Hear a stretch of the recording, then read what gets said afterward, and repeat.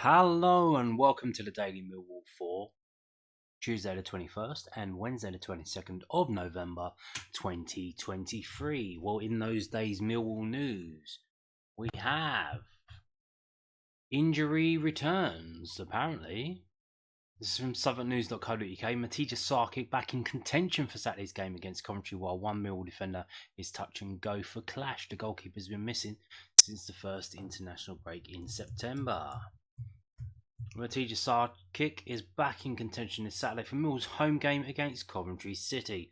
The goalkeeper, summer signing from Wolverhampton Wanderers, has missed 11 games with a quad muscle issue picked up around the time of September's 1-1 draw against Birmingham City. That game featured Sarkic giving away a penalty and then saving the subsequent spot kick. He's now ready to return for the Lions' next league match and will be looking to pressurise Bartosz Białkowski, who's been featuring in between the sticks over the past 2 months. Mill boss Joe Edwards said he's back. He's in contention for selection now, but he's been training for this whole international period. The only fresh injury concern for Mill is Danny McNamara, who has taken a knock on the knee that leaves him touch and go for Saturday.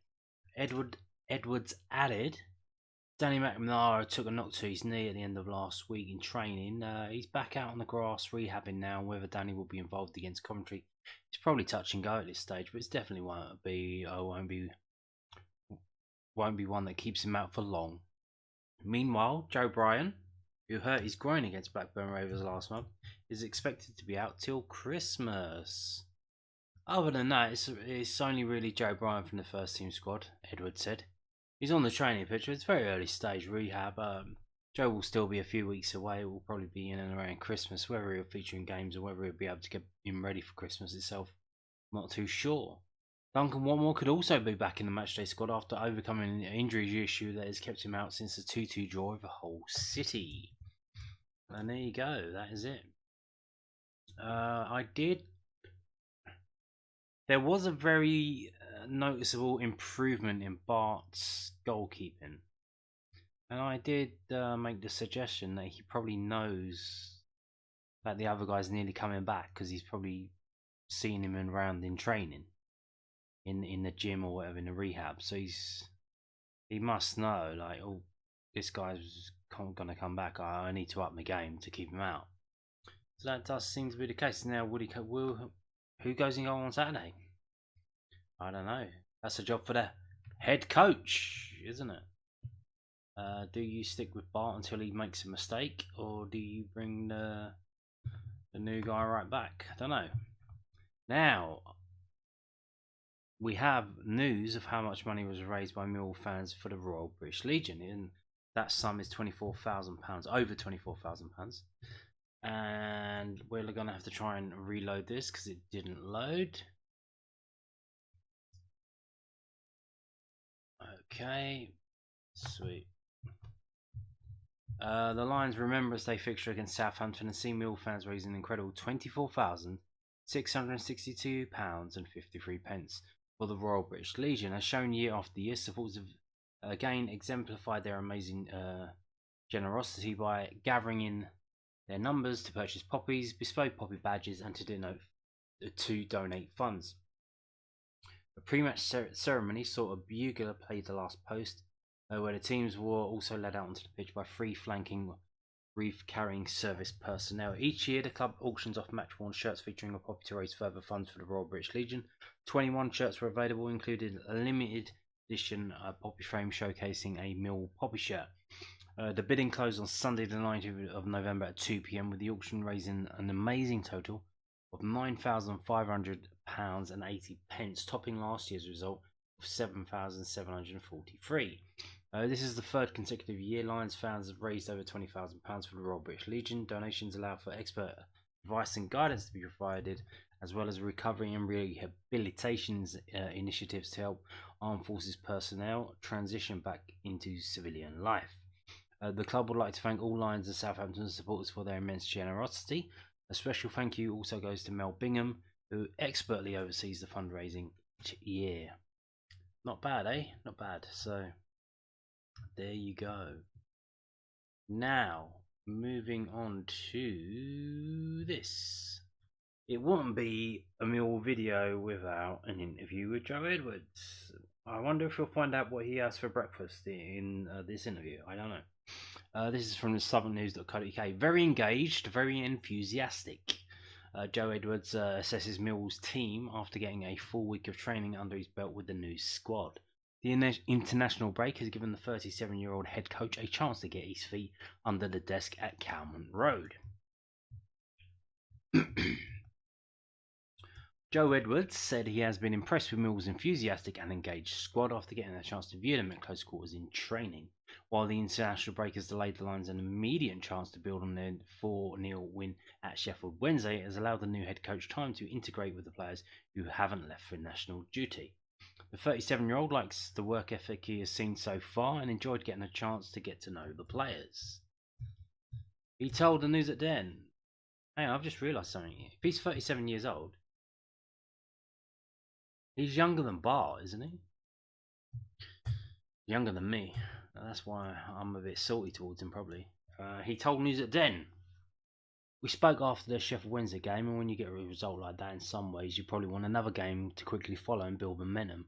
But in our case, although that would have been nice, it probably was important to get some time to just breathe a bit and probably get to know each other. I think that's a big part, certainly for me and Andy over the years, is a big part of how we work in our coaching. To really get the best of the players and prove them, the more you can get to know them and build relationships, the better. As of yesterday, we've had 6 training sessions during the international break, mixed in with some days off to give the players some rest. But across those 6 sessions, without having a game around the corner, it's just been nice to focus on us, talk a bit more about ideas in general, and really get to know the players." Edwards was also asked what he made of Murray Wallace, who's set to make his 200th club appearance against Coventry City on Saturday. The Lions boss was impressed by the 30-year-old and was positive he could adapt to any stylistic changes he introduced. He said, "Fantastic guy, fantastic pro. I love the way he trains. I was actually really impressed when you see the big guys like that, the big defenders.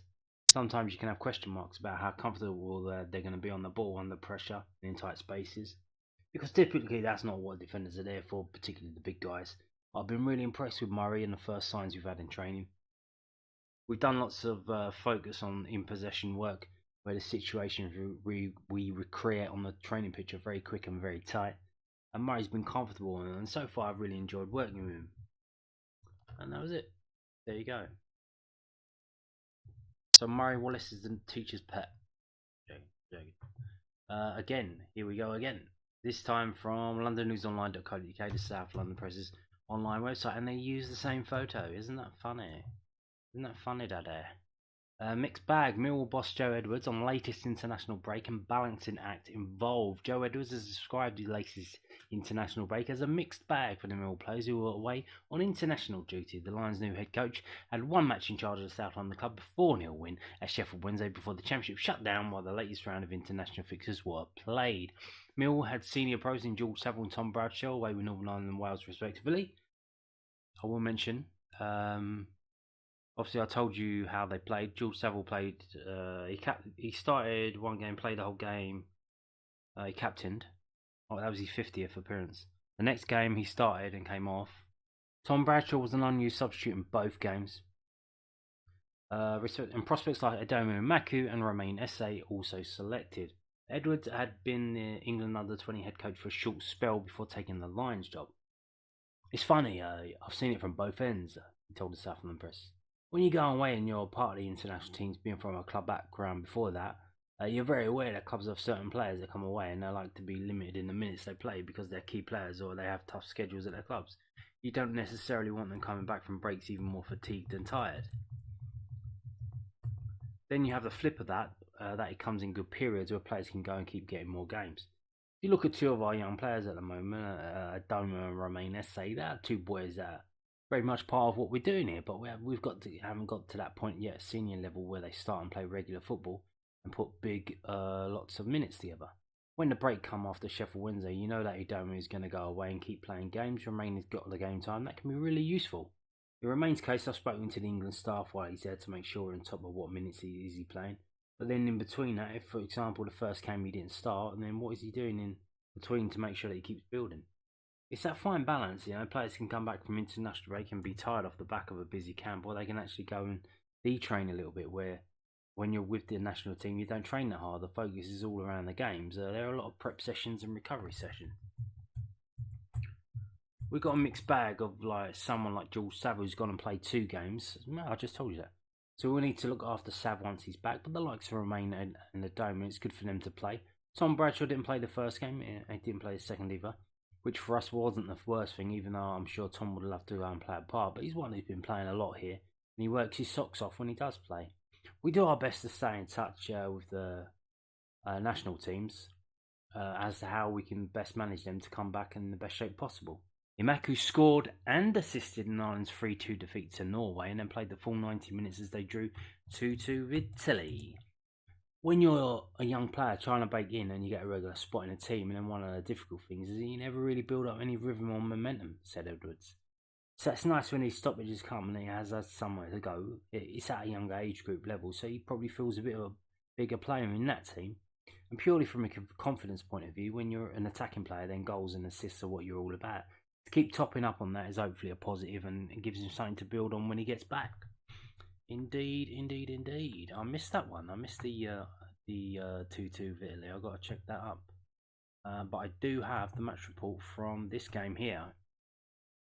7-1 thrashing by England of Mexico in Marbella Football Centre. I bet it's not 10 degrees there right now. So this is England under 19s. This is from englandfootball.com, and it's about, they actually won that cup. They're playing for a cup. It's a friendly tournament. Yeah, 7-1. Now Romain Esse is not featured in the match report because most of the hard work was done before he got on the pitch. He came on as a substitute. He didn't start the game. He came on as a substitute. Probably because maybe Millwall trying to manage his minutes, I don't know. But so you can see him down here. There he is. Number 11, Romain Esse, Millwall, for Donnelly on the 54th minute. So they made, what did they make? 1, 2, 3, 4. They made 4 changes at half time. They made 2 changes on the 54th minute, of which Romain Esse was one of them. Then they made another 2 changes on the 69th minute. And then they had 3 players who weren't used. And here are all the goals. So Romain Esse coming on the 54th minute, when England had already scored 3, 4, 5, 6 goals.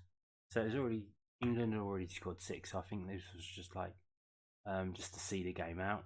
So there you go, Romain Esse getting another, what is that, 35 minutes? So there you go. Not bad, eh? Not bad. Good stuff. Now, talking of underage games, age-restricted games, there was a game the other day on Tuesday. Under 21s play out Ipswich Point. Millwall's under 21s drew 1-1 with Ipswich Town in the Professional Development League on Tuesday afternoon. An own goal put the Lions in front in the first half, but the Tractor Boys equalised 7 minutes from time to ensure a share of the spoils. The result means Kevin Nugent's side are in 3rd position in South Division, 5 points away from Queen's Park Rangers' top spot, but with 2 games in hand. That's good then. Next up for Mill under 21s is the visit of Bristol City on Monday the 27th of November. I assume that's going to be at the training ground. The Mill team was as follows: Evans, Walker, Adam Maliki, McKay, Evans, different Evans, Ollie Evans, Grant, Cotton, Lawson, Leahy, Baker, Bangora, Williams, and substitutes were Hayward on for half time for Leahy. I hope, is he injured? Hopefully not. Got a lot of injuries in that team now, so this really is the bare bones for this team. They've got players out on loan, players in the first team, and now they're getting injuries. It's going to be a bit tough for them. Subs not used: Stevenson, Penny, and Howland. So there you go. Still managed to get a point away from home. Not bad. Not bad. Even with the beat up team and players missing and all kinds of things. So there you go. Now, talking also of under 21s, we go down to the under 18s. I told you the other day the FA Youth Cup 3rd round draw had been made. Mill got a home tie against Barking. So nice, on paper, easy game, but still needs to be played and won. We now have a date and a time for that game. If you were interested in attending that, this is from the FA.com, the FA Youth Cups page on that website. The game will be on Tuesday, the 5th of December, and the kickoff will be 7 p.m. Millwall versus Barking. So there you go, number 27. I don't think sometimes they do the draw in advance. I don't think they've done. So I think the draw for the next round will be on the Friday the 15th, because they usually do it. It's usually around the same time as the date that they tell you to play the games by, which is Saturday the 16th of December. So we're not going to know who we're going to get before we play the game, which is probably the best way. Hopefully we can beat Barking, move on to the next round, and get an easy draw and get away to the semi-finals and come up against some of these big teams and maybe get a lucky win and do something in this cup. Would be very interesting. We've had the success of the under-21s, now the success of the under-18s. But it all starts here. If that's going to happen, we got to beat Barking. So there you go. And on that note, thank you for watching and goodbye.